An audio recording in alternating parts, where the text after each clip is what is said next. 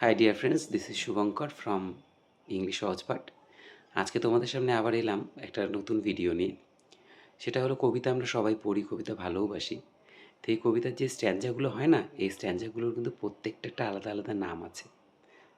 জিনিসটা হয়তো তোমাদের সকলেরই জানা, তবু মনে হলো ভিডিওটা করি এই বিষয়ের উপর, তাই এলাম। তাহলে চলো আজকে একে একে করি। এক লাইন বিশিষ্ট যেগুলো কবিতা আছে তাদের স্ট্যান্জাকে বলে মনোস্ট্রেচ। 2 লাইন বিশিষ্টকে বলা হয় কাপলেট।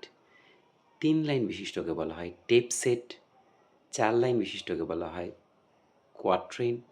5 লাইন বিশিষ্টকে বলা হয় কী বলে 5 লাইন 5 লাইন বিশিষ্টকে বলা হয় কোয়েন্টেন।